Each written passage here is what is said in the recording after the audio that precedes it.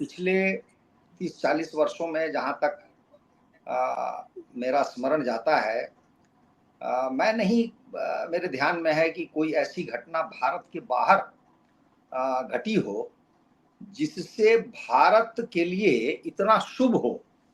क्योंकि ट्रंप की विशेषता इतनी ही नहीं है कि वो हमारे प्रधानमंत्री के मित्र हैं, साथ में वो भारत को कितना महत्व देते हैं और विशेषकर हिंदुओं को कितना महत्व देते हैं। और ये जो हिंदू शब्द है, हमारे देश में संभवतः कोई राजनीतिक पार्टी नहीं है जो इस तरह से बोलती हो कि हम हिंदुओं के बड़े अच्छे मित्र हैं। और ट्रंप ने ये बात कई बार कही है कि व्हाइट हाउस में हिंदुओं को मेरे से अच्छा सच्चा कोई मित्र नहीं मिलेगा। तो यह बात अपने आप में बहुत ऐतिहासिक है और बहुत बड़ी बात है। यहाँ बात ये नहीं है कि हमें 2 पैसे मिलेंगे कि नहीं मिलेंगे, वहाँ पर जो मोल भाव होता है, राजनयिक संबंध होते हैं, उनमें बहुत सारी बातें होती हैं। मैं उनकी बातें नहीं कह रहा हूँ, वो तो अपने-अपने राष्ट्र के हित से के परिप्रेक्ष्य में बातचीत होगी और होनी भी चाहिए। मैं नहीं चाहता कि ट्रंप अमेरिका उठा के भारत को दे दे, ये मेरी अपेक्षा भी नहीं। हमारी अपेक्षा मात्र इतनी है कि वो भारत द्रोही न बने, क्योंकि अभी की जो व्यवस्था थी, वो शुद्ध रूप से भारत द्रोही व्यवस्था थी। आप देखेंगे कि अमेरिका का, जब मैं अमेरिका में था तो आपने वार्ता भी कराई थी इस पर कि एक दूतावास का कोई अधिकारी अलग-अलग पार्टी के नेताओं से मिल रहा है, घूम रहा है। क्यों घूम रहा है? आप बताइए कि दिल्ली का मुख्यमंत्री उसको पकड़ रही है सीबीआई या ईडी और उस पे कमेंट आ रहा है अमेरिका की सरकार का। भाई, हमारा एक मुख्यमंत्री है, उसने भ्रष्टाचार के आरोप में उसने कुछ किया है, उसको सरकार भेज रही है, उस पे अमेरिका की सरकार को क्या कष्ट हो सकता है? तो आप ये देखिए, एक प्रकार से भारत को परेशान करना, तंग करना। और सबसे बड़ा जो प्रचंड उदाहरण है वो बांग्लादेश का है। बांग्लादेश में जो हुआ है वो सीधे तौर पे, प्रत्यक्ष तौर पर अमेरिका की सरकार ने किया और उसका प्रमाण दिया। प्रमाण ये है कि जब हिंदुओं पर इतना अत्याचार हुआ या हो रहा है, एक बार भी अमेरिका की सरकार ने मानवाधिकार के दृष्टिकोण से भी उसकी भर्त्सना नहीं की, उसकी निंदा नहीं की। तो हम ये क्या माने? और फिर जब यूनुस मियां अमेरिका पहुंचता है तो वो बिल क्लिंटन के साथ बैठता है, सबसे मिलता है और वो वहां जाके रहस्योद्घाटन करता है कि हमने कैसे कैसे आंदोलन चलाया और उस आंदोलन के पीछे कौन कौन है। और आज आप देखिए कि कितनी बड़ी घटना घटी है, कितना बड़ा परिवर्तन हो गया है कि वो जो कनाडा का ट्रूडो है, उसको एक वो ट्रंप गाली दे रहे हैं, दूसरी ओर एलन मस्क गाली दे रहा है। एलन मस्क ने खुलेआम कह दिया कि इसको हम हरा देंगे या ये हार जाएगा। और ट्रंप ने तो यहां तक लिख दिया है कि वो क्या बोलते हैं, जिमी कार्टर का बेटा है, अपने बाप का बेटा नहीं है। ये ट्रंप का वक्तव्य है। तो भारत के जो शत्रु हैं उनके विरुद्ध ट्रंप या ट्रंप का जो प्रशासन है वो किस तरह से पड़ गया है। तो अचानक ऐसा लगता है भारत में जैसे भारत की जो बाहर की समस्याएं हैं, उनकी उन समस्याओं में से अनेक का समाधान तो ट्रंप की उपस्थिति ही कर दे रही है। अब आगे देखिए कि सोरोस नाम का व्यक्ति है और कोई है, हर समय भारत को कुछ न कुछ परेशान करना, कुछ न कुछ उसको देखना, ये सब क्यों किया गया? और उसके बाद यदि धर्म की बात की जाए तो मैं मानता हूं धर्म विरुद्ध आचरण, बाइडेन सरकार का वोकिज्म को समर्थन, कम्युनिज्म को समर्थन, जिसका धर्म से कोई लेना देना नहीं है। और अंततोगत्वा देखिए अमेरिका को कितना बर्बाद किया इस बाइडेन एंड कंपनी ने। वहां जो अमीर गरीब के बीच की जो खाई है, उस खाई को और बढ़ाया। वहीं था मैं आपके यहाँ तो मुझे पता चला कि 22 मिलियन लोगों को इन लोगों ने बसा दिया था। और दर्शकों को आश्चर्य होगा कि मैं अमेरिका में था और वहां के गणित को समझता था या सुनता था, तो लोग यही बताते थे कि ये जो अवैध लोग वहां प्रवेश कर गए हैं, उनकी संख्या इतनी बड़ी है कि बड़ी आसानी से कमला हैरिस जीत जाएगी। बाइडेन की जीत के विषय में भी यही कारण बताया जाता था। लेकिन ये तो मैं ईश्वर की कृपा ही कहूंगा कि ट्रंप को अमेरिका में एक प्रकार से सर्वत्र वोट मिले हैं, लगभग सभी समुदायों के वोट मिले हैं। यहां तक कि मुझे आश्चर्य हुआ है जान करके कि अमेरिका में रहने वाले मुसलमानों के 52% अर्थात मेजोरिटी वोट ट्रंप को मिले। तो आप ये समझिए कि भारत के लिए ये कितना हितकर हो सकता है। ट्रंप से हमारे प्रधानमंत्री की बातचीत हुई है और उन्होंने स्वीकार कर लिया है कि अगले ही वर्ष अर्थात अगले ही वर्ष उनका शपथ ग्रहण होगा और उसके बाद संभवतः पहली विदेश यात्रा उनकी भारत में होगी। जीतने के बाद सबसे पहले बात करने वालों में भी हमारे प्रधानमंत्री ही थे और उस बातचीत में एक शब्द आया था, रिन्यू करना। तो रिन्यू कर रहे हैं ट्रंप के साथ अपने संबंधों को, यह बहुत कुछ कहता है। तो इस बीच में जो 4 साल गुजर गए उसको प्रधानमंत्री ने भी 4 साल को समझिए कि एक प्रकार से हिस्ट्री में नॉन अकाउंटेबल ईयर्स मान लिए, जिनकी गिनती नहीं करते हो। इसलिए रिन्यू शब्द का प्रयोग किया है ट्रंप के साथ संबंध में। और ये जो संबंध है ये बहुआयामी होंगे, चाहे वो रक्षा हो या अन्य क्षेत्र हो। अगला पॉइंट मेरा यह है कि ट्रंप ने बार बार कहा है कि मैं शांति का प्रयास करूंगा, शांति स्थापित करूंगा, युद्ध को रोकूंगा। तो आप देखिए इसमें 2 उप बिंदु निकलते हैं, दोनों भारत के पक्ष में जाते हैं। भारत अभी संसार में सबसे तेज गति से बढ़ने वाली अर्थव्यवस्था है।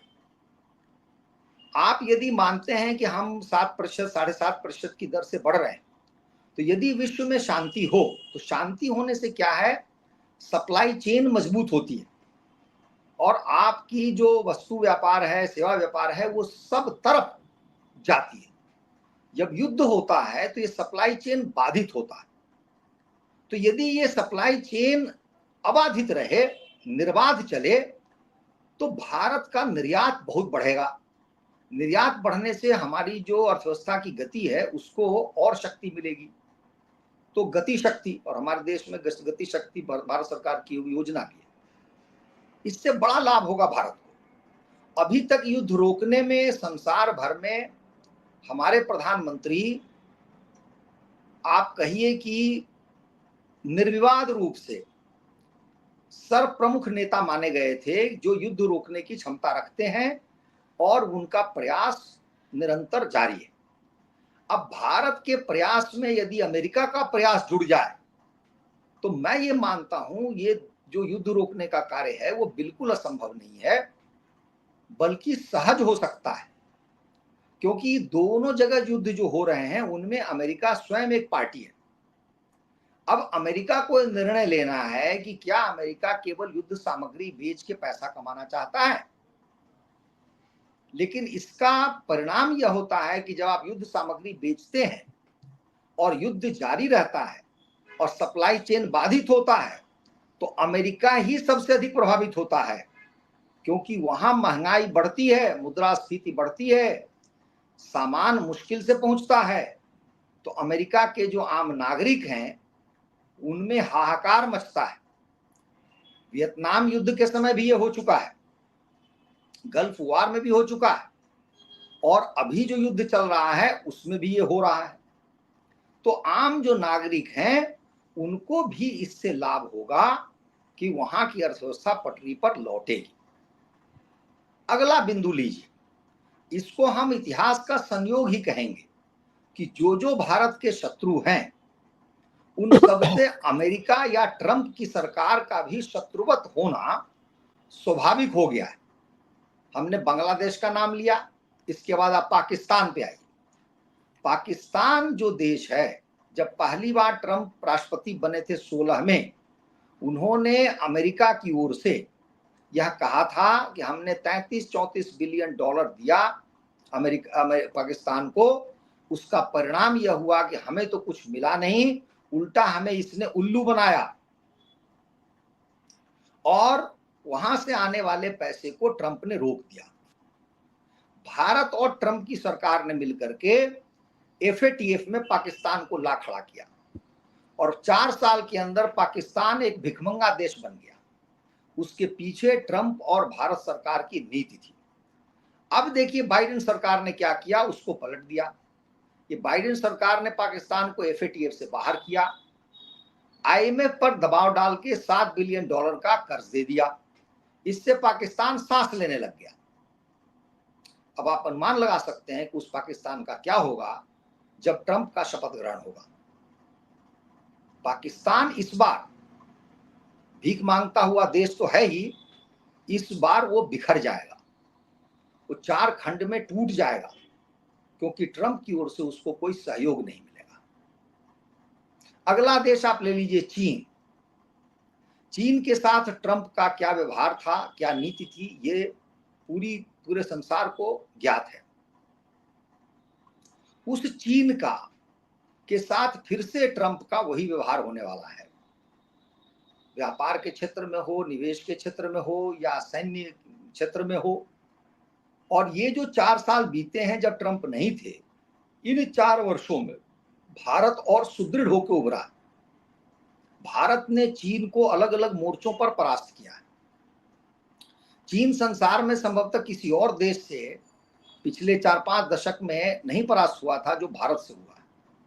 तो एक परास्त देश को ट्रंप की ओर से और परास्त करना मुझे लगता है पिछले कार्यकाल की तुलना में थोड़ा सरल होगा। और सबसे बड़ा तो संदेश हमारे भारत में गया है।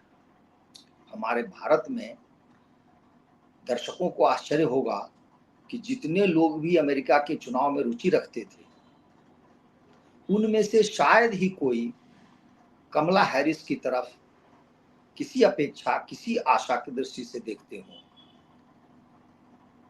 लगभग सब के सब ट्रंप की ओर देख रहे थे और ट्रंप की विजय में अपनी विजय मानते हैं। और मैं स्वयं मानता हूं कि भारत से बाहर यह सनातनियों की सबसे विराट विजय है।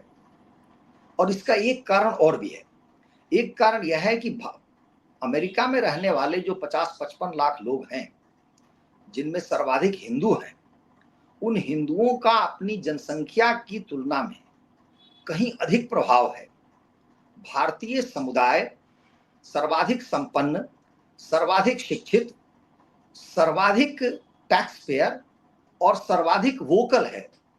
वो मीडिया में प्रचंड रूप से उपस्थित है और यह उसका प्रभाव ही है जिसने ट्रंप को बहुत सहयोग किया है, अभूतपूर्व सहायता पहुंचाई है। और यदि मैं नाम लेना शुरू करूं तो ये आश्चर्य का विषय है कि आज अमेरिका की राजनीति को भारतवंशी प्रभावित कर रहे हैं। यदि कमला हैरिस का भी नाम ले लें जो भारतीय मूल की हैं, तो वहां से लेकर और अभी जो वैंस उपराष्ट्रपति जीते हैं, उनकी पत्नी उषा, वो न केवल भारतीय हैं बल्कि धर्मनिष्ठ हिंदू हैं। उनके दोनों बच्चों के नाम हिंदू हैं और वेंस उनके जो पति हैं वो भी हिंदू धर्म से प्रभावित हैं। उसके बाद तुलसी गबार्ड, विवेक रामास्वामी, अनेक हिंदू नेता हैं जो आज शीर्ष पर बैठे हैं अमेरिका में। ऐसा कोई समुदाय नहीं है, जैसे चीनी समुदाय भी बहुत बड़ा समुदाय है अमेरिका में, लेकिन राजनीति के क्षेत्र में उनकी उपस्थिति नगण्य है। यहूदी समुदाय धन के मामले में बहुत आगे हैं, लेकिन राजनीति में उनको उपस्थिति नगण्य है। वहां मुसलमान भी हैं, वहां मैक्सिकन बहुत अधिक है, लेकिन उनकी उपस्थिति भी नगण्य है। इस प्रकार से भारत अपनी संख्या की तुलना में कई गुना अधिक प्रभावकारी है, प्रभावोत्पादक कहिए कि है समुदाय। तो इस प्रकार मैं मानता हूं कि भारत ने यह सिद्ध किया है कि अब जो भारतवंशी हैं वो संसार में वहां के शासन चलाने में अपनी क्षमता, अपनी प्रतिभा दिखा रहे हैं। और ये सिद्ध हो रहा है कि केवल और केवल सनातनियों में वो शक्ति है, वो क्षमता है कि वो ऐसा कर रहे हैं। तो अब अंत में मैं ये कहना चाह रहा हूं कि सबसे बड़ा देश जनसंख्या दृष्टिकोण से भारत है, तेज गति से बढ़ने वाली अर्थव्यवस्था है। दूसरी ओर बहुत शक्तिशाली देश अमेरिका है। इन दोनों का अगले 4 वर्षों तक भी, मान लीजिए आगे क्या होता हम नहीं जानते, 4 वर्ष तक भी मानसिक रूप से, भावनात्मक रूप से ये जो समीकरण है वो सकारात्मक होता है, तो मैं मानता हूं कि इसका जो लाभ है, इसका जो सुपरिणाम है, सुफल है, वो केवल भारत और अमेरिका तक सीमित नहीं रहेगा, बल्कि संसार इसका लाभ उठाएगा। और एक बार यदि संसार ने इस लाभ को, इस सुफल को चख लिया, तो फिर मैं मानता हूं कि कोई कारण नहीं है कि इस तरह की व्यवस्था भविष्य में जारी रहे। और यदि मैं दीदी के कुछ शब्दों को उधार ले लूं, तो मैं ये कहूंगा कि ये जो नई विश्व व्यवस्था है उसका आरंभ है, जिसके मूल में सनातन धर्म होगा। तो यहीं पर मैं इसी मोड़ पर अभी अपने बिंदु को वाणी को विराम देता हूं। अब जो है दीदी और आदरणीय पंकज जी अपने अपने वचन सुनाएंगे, और जहां भी मेरी आवश्यकता होगी मैं सहर्ष उपस्थित हूँ। अच्छा, मैं आपको थोड़ा सा बता दूं जूस का के इसमें विषय में कि जूस का सपोर्ट सिर्फ मात्र 12% रहा है वोटिंग में ट्रम्प को, और पॉलिटिकल प्रेजेंस में उनका प्रेजेंस नंबर 1 है, क्योंकि उनका जो आईपैक करके ऑर्गेनाइजेशन है उसने हर कांग्रेसमैन सेनेटर के रेस को जिताया है, 112 टोटल। तो they have been very influential total. हाँ, कुसुम जी आपका टर्न। तो शैलेंद्र भैया ने इतने महत्वपूर्ण तथ्य दे दिए। एक मिनट जी। तो अब मैं बता रही हूं कि मैं इसको कैसे देख रही हूं। ट्रंप की जीत से भारत के शत्रुओं का दिल हूम हूम क्यों कर रहा है, क्यों घबरा रहा है, क्यों डर रहा है, क्यों कांप रहा है। मुझे तो रुदाली फिल्म का गाना ही तब से याद आ रहा है, दिल हूम हूम करे। तो ये करना यूं ही नहीं है, ये वास्तविक है, क्योंकि भारत के शत्रुओं को समझ में आ रहा है कि ये कालखंड वो है जिसमें चीजें फाइनली सेटल डाउन कर जाएंगी, ऐसा मुझे दिखता है। अब ये जो मैं कह रही हूं इसका थोड़ा सा बैकग्राउंड दे दूं। अमेरिका के लिए, यूएसए जिसको कहते हैं, 1945 के बाद, सेकेंड वर्ल्ड वॉर के बाद जो शक्ति और सामर्थ्य उसको प्राप्त हुआ, उसके कारण यूएसए ओवर स्ट्रेच किया। उसी प्रकार ओवर स्ट्रेच किया जैसे 1905 से लेकर 1945, 40 साल फ्रांस, इंग्लैंड और जर्मनी, ये तीनों ओवर स्ट्रेच किए। ओवर स्ट्रेच ये लोग क्यों करते हैं? नया नया एक घटना घटा था इन लोगों के जीवन में, और ये चारों कौन थे? USA, England, France, Germany, Europe के निवासी। यूरोप के जो लोग जाके यूएसए बसे, उन्हीं को बाद में यूएसए कहा गया। तो इनके जीवन में एक नई बात क्या हुई? ऐसी भीषण कंगाली, बदहाली, घृणित अवस्था, जुगुप्सित अवस्था के बाद 20वीं शताब्दी में इनके जीवन में समृद्धि आई।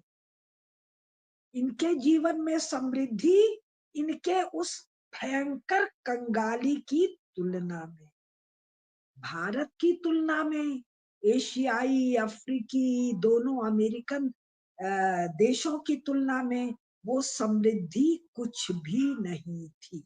खैर, तो नया नया नशा था, कोई राजनैतिक अनुभव नहीं था, तो इसके कारण ये सब ओवर स्ट्रेच किए।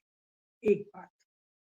दूसरी बात, युद्ध से सदा हानि नहीं होता है। अगर पहली और दूसरी लड़ाई नहीं होती तो यूएसए, यूएसएसआर को कौन जानता? प्रथम विश्व युद्ध के पहले यूएसए को कौन जानता था? 1917 में यूएसएसआर फॉर्म हुआ, सेकेंड वर्ल्ड वॉर में कहीं कोने अतरे में पड़ा हुआ था। तो इन दोनों लड़ाई के कारण ये दो केवल नए देश विश्व रंगमंच पर नहीं आए, स्वयं को सुपर पावर मानकर कहकर गाल बजाते हुए आए। और चूंकि इनको पुराना अनुभव नहीं था, तो 1973 यानी 30 साल पूरा होने के पहले इनका रेट ऑफ ग्रोथ गिरने लग गया। रेट ऑफ ग्रोथ गिरने के कारण क्या हुआ? ओवर स्ट्रेचिंग प्रॉब्लमैटिक हो गया। ओवर स्ट्रेचिंग सारे संसार में तरह तरह की गतिविधियां करना, जिसमें फिलहाल पुलिसिंग कहते हैं, इन सब में बड़ा खर्चा आता है। फटे बांस में टांग अड़ाना, इन सब में बहुत खर्चा लगता है।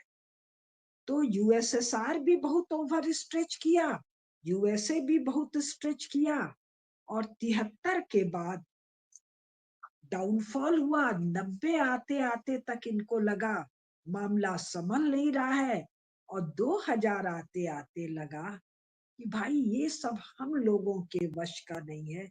और ये मैं सब इन पर अलग से भी हम लोग कार्यक्रम कर सकते हैं। ये सब इन लोगों का कहा हुआ जो वचन है वो 1945 में यूनाइटेड स्टेट्स ऑफ अमेरिका की जो सामरिक स्थिति थी, 45 के बाद लगातार वो स्थिति कम करते चले गए, और 2024 में यूनाइटेड स्टेट्स ऑफ अमेरिका की सामरिक सामर्थ्य 45 की तुलना में कम है, और 2050 में तो और वो कम करने वाले हैं।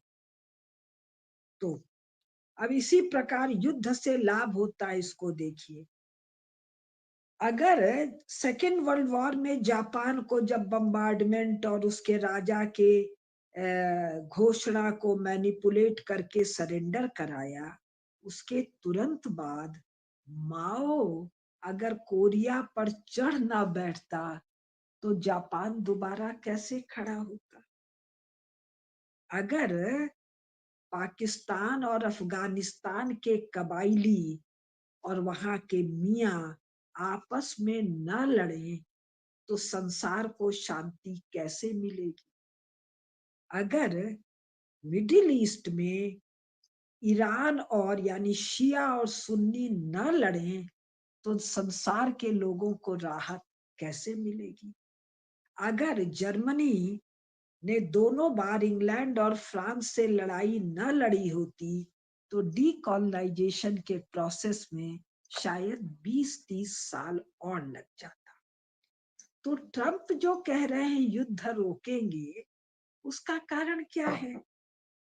उन युद्धों में यूनाइटेड स्टेट्स ऑफ अमेरिका का जो पैसा लग रहा है, वो पैसा खर्च करने की ताकत अब नहीं है। बहुत सा कारण है। अब इतनी ताकत तो है कि सुख से खा पी ले, इतनी ताकत नहीं है कि दूसरे के झंझट में जाकर सर खपाए।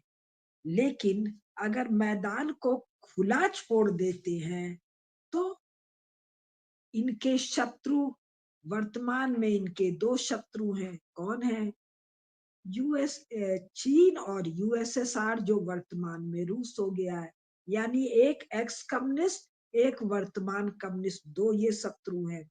और एक शत्रु है मिडिल ईस्ट में बैठा, जिसको ये रेडिकल कहते हैं, इस्लाम भी नहीं कहते हैं, रेडिकलिज्म कहते हैं। यानी एक कम्युनिस्ट लोग शत्रु हैं और एक मियाँ लोग शत्रु हैं। तो इन दोनों शत्रुओं के लिए संसार को ये खुला नहीं छोड़ेंगे। तो इनसे निपटने के लिए इनको एलाई चाहिए। तो मिडिल ईस्ट में एलाई कौन है? इजराइल है। और यहाँ एशिया में कौन है? हम हैं। स्वाभाविक है। ऐसी परिस्थिति में भारत के लिए अपने शत्रुओं से निपटना, और भारत के भी दो ही शत्रु हैं, इन्हीं की भाषा में रेडिकलिज्म, मेरी भाषा में मियाँ लोग, और वो कम्युनिस्ट लोग। तो यूएसए को या वेस्ट को या यूरो अमेरिकन ब्लॉक को जिन लोगों से निपटना है, भारत को भी उन्हीं से निपटना है। तो स्वाभाविक है दोनों अब गलबहियां डाल के निपटेंगे, इसलिए दिल हूम हूम करे, और दिल हूम हूम करना ही भी चाहिए। एक चीज कहा जाता है कि एक बार में मार दिया तो वो अलग बात है, त्रास दे दे के मारा, डरा डरा के मारा, चूहे की मौत मारा। क्योंकि ये वीर लोग तो है नहीं कि इनको शेर की मौत दी जाए, तो ये चूहे घबराए हुए हैं भारत की शक्ति के साथ, ट्रंप की शक्ति मिलना। और ये मित्रता तो निजी मित्रता, पर्सनल बॉन्डिंग तो है ही है, लेकिन मूल जो मैत्री भाव है, प्रयोजन की एक रूपता, और उस प्रयोजन के लिए एक दूसरे के लिए एक दूसरे की उपादेयता। इसीलिए इस वेस्ट या यूएस कम यूरोप ने जो दो क्वाड बनाए, दोनों क्वाड में भारत है। रेडिकलिज्म से निपटने के लिए इजराइल यूएसए के साथ भी भारत है, और चीन से निपटने के लिए इधर वाले क्वाड में भी यूएसए के साथ भारत है। और ये 2024 के ट्रंप के चुनाव के पहले है। तो फिर ट्रंप की विजय से हुम हुम दिल क्यों कर रहा है? कारण ये जो अल्ट्रा लेफ्ट है, जिसको आप लोगों को के यहाँ रिप्रेजेंट करते हैं रिपब्लिकन्स, ये अल्ट्रा लेफ्ट तो कुछ भस्मासुर नरकासुर टाइप का चीज है। अपने ही सिर पे हाथ रख के नाचेगा, जो उसको खड़ा किया उसके सिर पर हाथ रख के नाचेगा। तो ये अल्ट्रा लेफ्ट अगर अमेरिका में होता, तो प्रयोजन की एक रूपता के बावजूद हम लोगों के लिए जगह जगह कंटक खड़ा करता।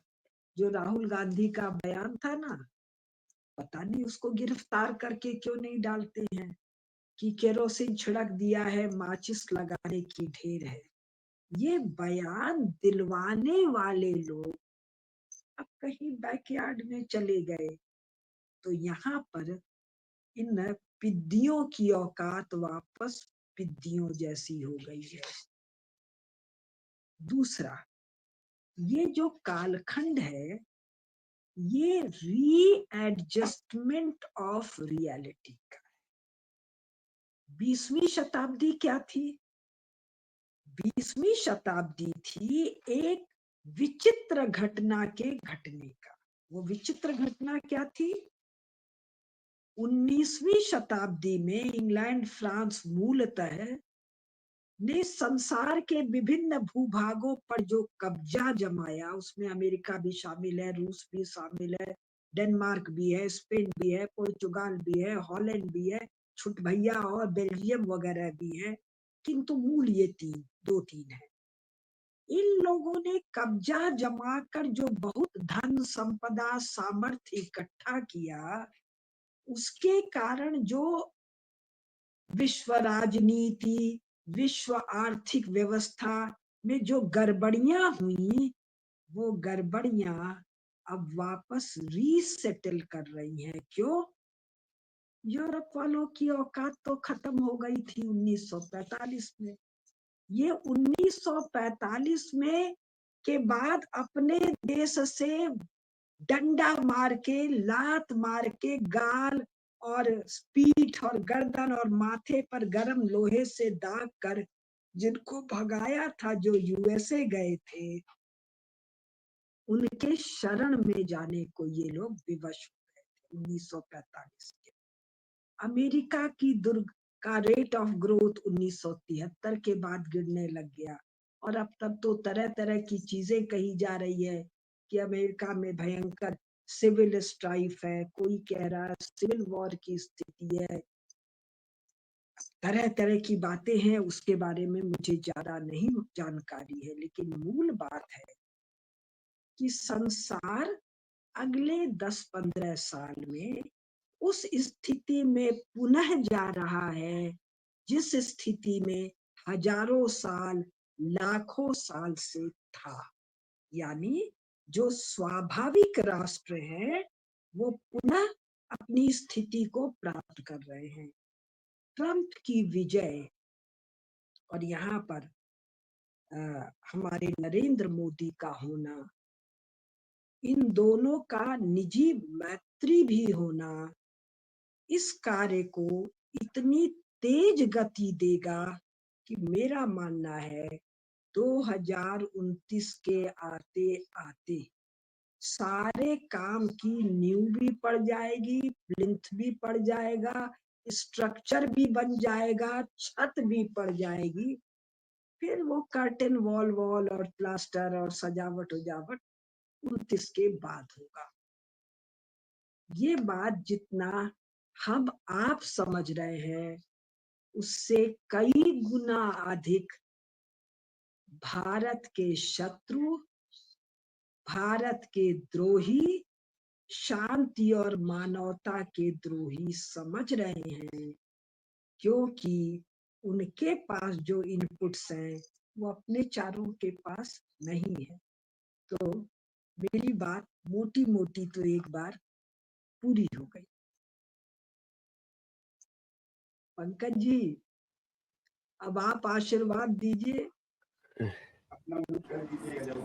अच्छा, आदित्य जी म्यूट कीजिए मेरा।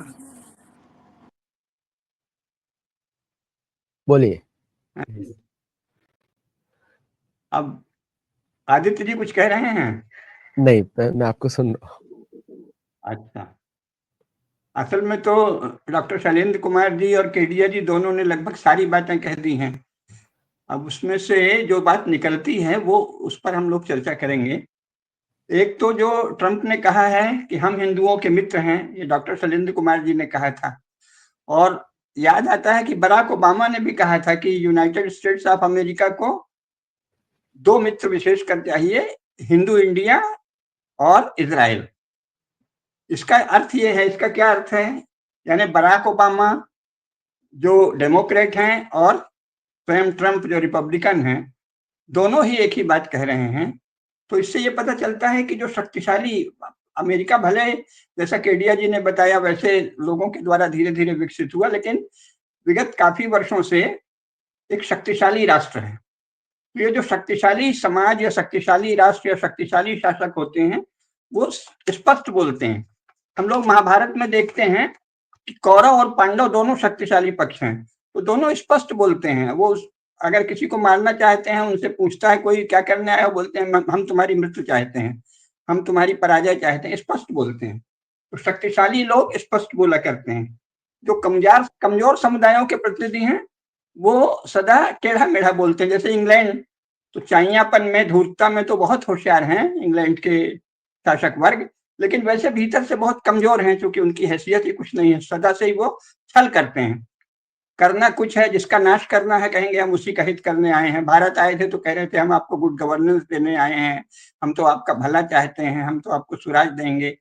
और उसी प्रकार जो कांग्रेस के नरम दलीय लोग हैं, फिरोज शाह मेहता, गोपाल कृष्ण गोखले से लेके गांधी नेहरू तक, ये चाहते तो थे कि हम हिंदू समाज को धीरे धीरे समाप्त कर दें, सोवियत संघ की तरह यहाँ वामपंथी या समाजवादी विचारधारा ले आए, स्टेट का कंट्रोल कर लें। और कहते क्या थे, हम तो राम राज लाना चाह रहे हैं, हम तो सनातन धर्म को मानते हैं, हम तो भारत से प्यार करते हैं। तो कमजोर लोगों का ये लक्षण है कि वो अपने लक्ष्य की स्पष्ट घोषणा नहीं करते। तो ये देखना पड़ेगा। अब भाजपा भी जब तक कमजोर थी तो वो देखिए ना, अब कहाँ गांधीवादी समाजवाद कितनी फिजूल फालतू सी बात है। और अटल जी ने कह दिया कि भाजपा का लक्ष्य गांधीवादी समाजवाद, जबकि उनके पास दीनदयाल उपाध्याय जैसा समर्थ चिंतक था, जो विश्व के विषय में भले ज्यादा नहीं जानते थे लेकिन भारत के मन को जानते थे। तो उन्होंने एकात्म दर्शन दिया स्पष्ट रूप से, जो जैसे जिस पर भारत चल रहा है सदा से, उसको नाम कुछ भी ना, एकात्म दर्शन वस्तुतः सनातन धर्म का ही एक उन्होंने नया भाष्य किया। लेकिन अन्य नेता जब तक कमजोर हैं तो वो टेढ़ा मेढ़ा बोलते हैं। अब राहुल गांधी हैं, ये जितना ही हिंदुओं से, सनातन धर्म से, भारतीय संस्कृति से घृणा करते हैं, उतने मोहब्बत मोहब्बत प्यार व्यार पियार वियार पता नहीं क्या क्या बोलते हैं। यानी चाहते तो ये हैं कि हम सब कुछ छीन के और विदेश भाग जाएं या कहीं और जमा कर दें, और कहते हैं कि हम तो गरीबों में सब धन बांट देंगे। अरे जब सोवियत संघ में नहीं बांट पाए, चीन में नहीं बांट पाए, तो तुम तो उनके बहुत ही छोटे से बौद्धिक चेले हो, तुम क्या बांट पाओगे। ऐसा संसार में आज तक कोई राज्य, कोई पॉलिटिकल पार्टी ऐसी नहीं हुई है जो सारे लोगों का सब धन छीन के और बराबर बराबर बांट दे। कहीं जो इतिहास में घटित नहीं हुआ है उसकी बात करते हैं। तो ये क्या है? कमजोर लोगों के लक्षण है। मोदी जी कम से कम काफी स्पष्ट बोलने लगे हैं। हालांकि अभी तक भी भाजपा स्पष्ट रूप से भारत के बहुसंख्यकों के धर्म की, सनातन धर्म की रक्षा की घोषणा नहीं करती। उस अर्थ में अभी वो भीतर से कमजोर अपने को महसूस करती है। लेकिन कम से कम उन्होंने सबका साथ सबका विकास कहा तो, और कर भी रहे हैं। इसके पहले कांग्रेस का ये था कि हिंदुओं का साथ और गैर हिंदुओं का विकास, सारे समय कांग्रेस का यही चरित्र था। तो मुख्य बात यह है कि चाहे बराक ओबामा हो और चाहे डोनाल्ड ट्रंप हो, ये शक्तिशाली लोग हैं तो ये साफ साफ कह देते हैं जो आधुनिक राजनीति है, जो राज्य है, वो तो संपूर्ण नागरिकों के प्रतिनिधित्व के लिए ही होता है जहां जितना हो सके। लेकिन मॉडर्न पॉलिटिक्स, संसार की कोई भी पार्टी किसी एक ग्रुप को अपने को जोड़ के देखती है, बोलेगी तो सब कुछ जरा उदार बातें। तो यूनाइटेड स्टेट्स ऑफ अमेरिका के शीर्ष लीडर्स को पता है कि हिंदू हमारे मित्र हैं और हिंदुओं के द्वारा ही उनके लक्ष्य पूरे होंगे। यानी जो उनका मित्र है उसे पहचानते भी हैं और उसकी घोषणा भी कर रहे हैं। और वस्तुतः राजनीति, सारी मॉडर्न पॉलिटिकल पार्टीज का आप कहीं कोई भी पुस्तक पढ़ लें, पॉलिटिकल पार्टी किसी न किसी एक ग्रुप या किसी न किसी एक समुदाय का प्रतिनिधित्व करती हैं। ये बात अलग है कि भाजपा हिंदू समुदाय का प्रतिनिधित्व करने की घोषणा नहीं करती, लेकिन वस्तुतः वो जब भी करेगी संस्कारी हिंदुओं का ही प्रतिनिधित्व करेगी, और नहीं तो डिरेल्ड हो जाएगी। तो एक तो राजनीति की सच्चाई सामने आ रही है, और उससे भी बड़ी बात यह है कि कमाला हैरिस जो हैं वो एक निग्रो पिता की बेटी हैं और यहूदी पति की पत्नी हैं। तो उनको जो कैथोलिक और प्रोटेस्टेंट या लुथेरियन कोई भी क्रिश्चियन हो वो पावर में नहीं देख सकता था। एक ये यूनाइटेड स्टेट्स ऑफ अमेरिका की इस सच्चाई को छिपाया जा रहा है। सच्चाई ये है कि कमाला हैरिस को जो क्रिश्चियंस हैं यूनाइटेड स्टेट्स ऑफ अमेरिका के, वो बर्दाश्त कर ही नहीं सकते। तो ये सारे क्रिश्चियंस की सॉलिडरिटी की बेसिक जीत है। लेकिन ट्रंप उसमें भारत के उतने ही निकट हैं, बल्कि बराक ओबामा से बहुत ज्यादा निकट हैं, क्योंकि उन्होंने जो भारत के शत्रु हैं, जैसा केडिया जी ने भी और डॉक्टर शैलेंद्र कुमार जी ने भी बताया, भारत के शत्रुओं से परिस्थितिवश संयुक्त राज्य अमेरिका की भी शत्रुता हो गई है, चाहे वो चीन हो और चाहे मजहबी उग्रवादी तत्व हो। मजहबी उग्रवाद को संयुक्त राज्य अमेरिका ने ही बढ़ाया था सोवियत संघ को कॉम्बैट करने के लिए, उसको रोकने के लिए। लेकिन अब वो उनके ही, जब सोवियत संघ टूट गया तो एक बड़ा प्रयोजन उनका सिद्ध हो गया, और दूसरे अब वो स्वयं जो 11 नवंबर की घटना घटी थी और उसके बाद से वो ऐसा लग रहा है कि साहब वो तो सारी डेमोक्रेटिक कंट्रीज के और स्वयं वेस्टर्न क्रिश्चियनिटी के सबके शत्रु हैं भीतर से। तो इसलिए अब उनको बहुत स्पष्ट है कि मजहबी उग्रवाद या आतंकवाद हमारा शत्रु है और कम्युनिज्म हमारा शत्रु है। तो इस रूप में वो बहुत स्पष्ट है कि भारत हमारा मित्र है। अब ये बहुत शुभ है, जैसा कि प्रोफेसर केडिया जी बार बार बताते हैं कि भाई ऐतिहासिक घटनाक्रम ऐसे चल रहे हैं। ऐसा नहीं है कि वो कोई विचारों से, भावना से तो नहीं चल रही राजनीति, तो स्पष्ट लक्ष्यों के लिए चल रही है। तो डोनाल्ड ट्रंप की जीत क्रिश्चियंस की जीत है, लेकिन एनलाइटेंड क्रिश्चियन, यानी जो राजनीति करना चाहते हैं, जो किसी मूर्खता में नहीं फंसे हैं कि बस कोई ट्रिनिटी के चक्कर में रहें या कोई फेथ के नाम से कुछ भी मनमानी करें, उसकी बजाय जो अपना विवेक जानते हैं, किसको साथ लेना है, किसके विरुद्ध होना है, तो उनको भारत जो है वो मजहबी उग्रवाद के विरुद्ध, आतंकवाद के विरुद्ध और कम्युनिज्म के विरुद्ध सबसे बड़ी शक्ति है। खासतौर से नरेंद्र मोदी अथवा भारतीय जनता पार्टी के नेतृत्व वाला भारत सबसे अधिक मित्र है तो संयुक्त राज्य अमेरिका का है। और पश्चिमी यूरोप में भी जो वास्तविक लोकतांत्रिक शक्तियां हैं, जो लोकतंत्र चाहती हैं और जो प्रबुद्ध हैं, एनलाइटेंड हैं, कोई मिडिवल क्रिश्चियनिटी के, मिडिवल चर्चियनिटी के फेर में नहीं है, उन सबका भी भारत मित्र है। तो इस रूप में जो रियल पॉलिटिक्स है उसको देखते हुए वो कह रहे हैं कि हिंदू हमारे मित्र हैं। और सौभाग्यवश हमारे यहाँ जो शासक हैं इस समय, नरेंद्र मोदी जी, अमित शाह जी आदि, वो लोग भी रियल पॉलिटिक्स को सबसे अच्छी तरह जानते हैं।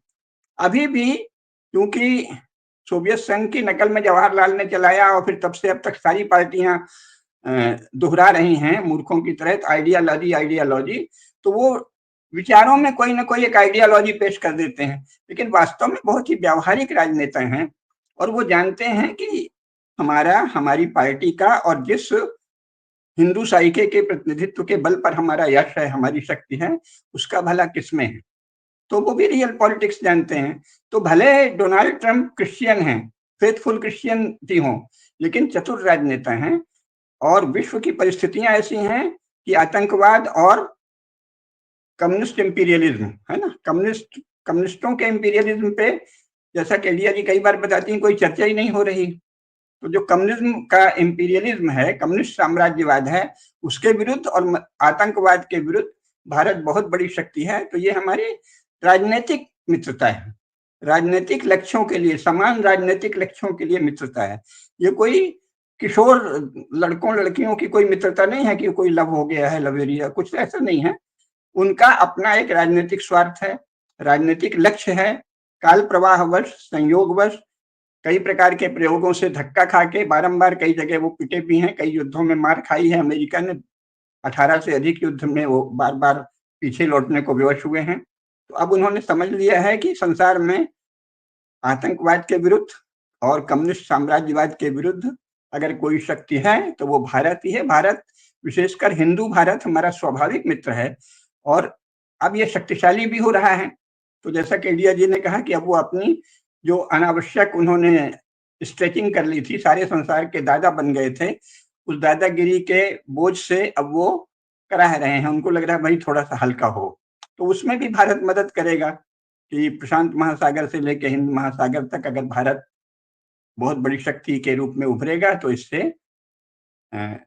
अमेरिका को भी थोड़ी राहत मिलेगी। और ये जो दोनों शत्रु हैं मानवता के, मजहबी उग्रवाद या आतंकवाद और कम्युनिस्ट साम्राज्यवाद, इसको नियंत्रण करने में सुविधा मिलेगी।